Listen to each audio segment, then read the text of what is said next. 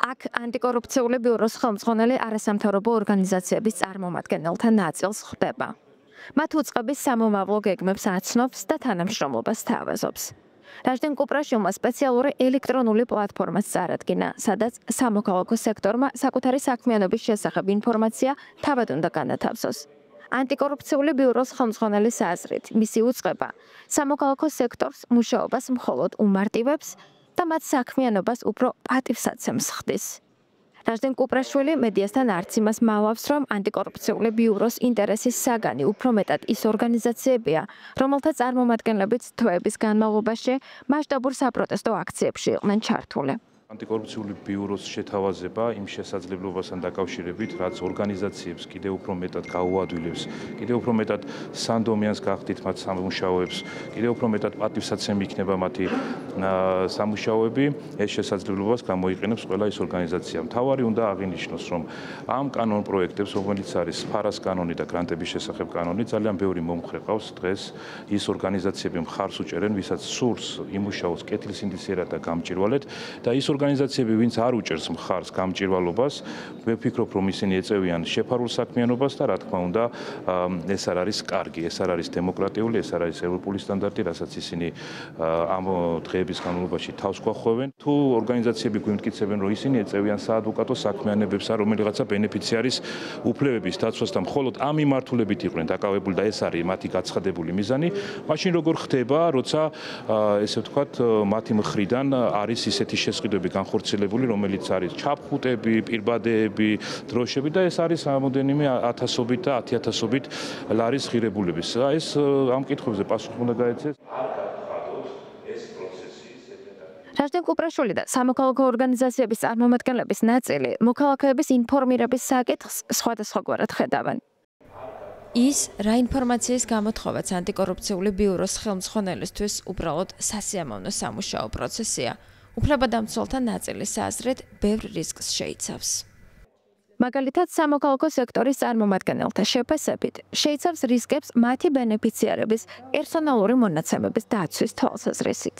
Ვიღაც ქალი, რომელიც შეიძლება ძალადობის მსხვერპლია, აღარ წავიდეს საფართან, იმიტომ რომ აქამდე თუ ამ კომუნიკაციის დახურულობის იმედი ქონდა, ეხლა უკვე შეიძლება ეშინია, რომ არ ვიცი, პოლიციელი ქმარი ყავს და მის ხელში არ აღმოჩნდეს. ხო, ესეთი მაგალითები არ მინდა ძალიან სპეკულაციაში შევიდე, მაგრამ ზუსტად ამიტომ ვხედავთ ამას პრობლემად, რომ ასეთი ძალიან ბევრი შეიძლება მოხდეს. ხო, იგივე არ ვიცი, ორგანიზაციები, რომლებიც ფსიქიკური ჯანმრთელობის მქონე ადამიანებს აწვდიან სერვისებს, ხო, ასეთი სამოქალაქო საზოგადოების ორგანიზაციებიც არიან და ჩვენც რადგან შესაძლებლობის მქონე პირთა უფლებებზე მუშაობთ, ესეთი ინფორმაციაც გვაქვს. ხო, ამან შეიძლება გამოიწვიოს რაღაცა შიში ვიღაცაში, რომ მის შესახებ, მისი ფსიქიკური ჯანმრთელობის შესახებ ინფორმაცია შეიძლება აღმოჩნდეს არასასურველ ხელში და ამან გამოიწვიოს მისი მენტალური მდგომარეობის რაღაცა გაუარესება. ყველა ადამიანს შეიძლება ჰქონდეს რაღაც შიშები იმასთან დაკავშირებით, რომ არ ვიცი, ან საჯარო სამსახურში აღარ აიყვანონ, ხო, ან ამასთან დაკავშირებით რომ არ ვიცი,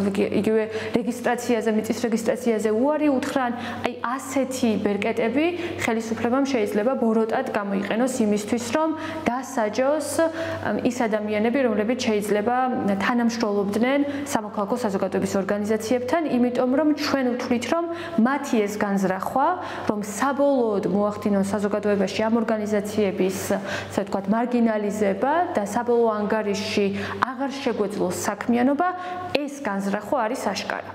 Ამ საკითხზე განსაკუთრებული დისკუსია 2025 წლის 18 ივნისს დაიწყო, როდესაც არასამთავრობო ორგანიზაციების ნაწილმა ელექტრონულ პოსტაზე ანტიკორუფციული ბიუროს წერილი და სასამართლოს ბრძანება მიიღო. Ამ დოკუმენტის მიხედვით უწყება მათგან ითხოვს მრავალი სახის ინფორმაციას, მათ შორის ამონაწერებს ბანკებიდან და შემოსავლების სამსახურიდან, საერთაშორისო ან ჰუმანიტარული ორგანიზაციებიდან, საგრანტო ბიუჯეტის დეტალურ პროექტებს და ამასთან ერთად ბენეფიციართა მონაცემებს. ბიუროს ამ ინფორმაციის გამოთხოვის ნებართვა სასამართლომ მისცა, ადრესატები კი ვალდებული არიან ეს მოთხოვნა შეასრულონ.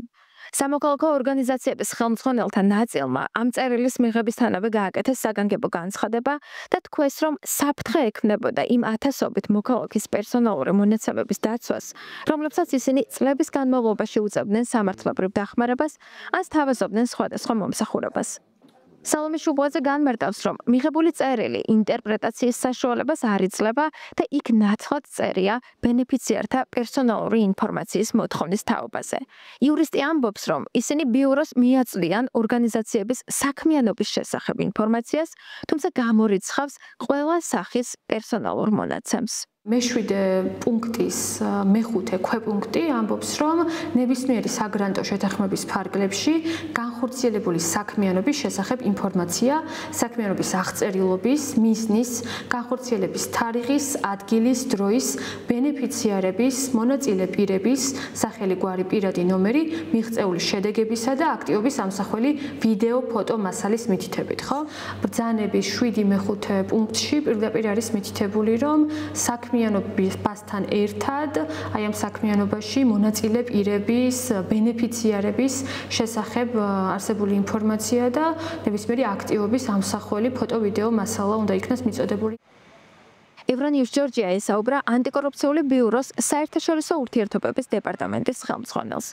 გიორგი ბაღდავაძე განმარტავს, რომ კანონი უწყებას ორგანიზაციებიდან ყველა სახის პერსონალური ინფორმაციის გამოთხოვის შესაძლებლობას აძლევს, მათ შორის უკიდურესად კონფიდენციალურისაც.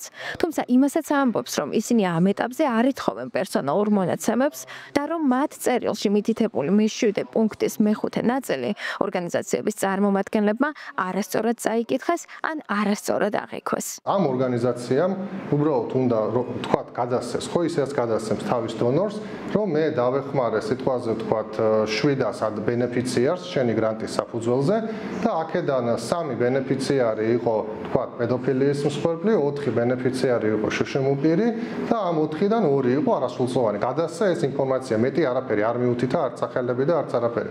ამ შემთხვევაში ეს როგორც არის ნარატიულ და ფინანსურ ნაწილში რო გადმოეცემა, იგივეოს ვითხოვ მეც ამ შემთხვევაში ანტიკორუფციულ ბიუროსაც გადმოსცემს ეგეთ ინფორმაციას, რომ მე ეს გრანტი რო დავხარჯე ამ მიზნობრიობით, სინამდვილეში მე გაუწია ამდენ ბენეფიციარს დახმარება, აქედან ამდენი იყო არასრულწლოვანი, ამდენი იყო შშმ-პირი, ანუ აი ეს დაკონკრეტება, რასაც უგზავნის ისედაც თავის დონორ ორგანიზაციას. მიზანი ხო ის არ არის, რომ რაღაცა ერთმანეთს ჩაუკირკიმალოთ და რაღაცა სულ ხარვეზები ვეძებოთ. მიზანი არის, რომ კანონი უბრალოდ უნდა აღსრულდეს ისე, რომ ერთი მხრივ მიზანს მიაღწიოს კანონმა და მეორე მხრივ ჩვენს მოქალაქეებს არ შეექმნას ზედმეტი უხერხულობა.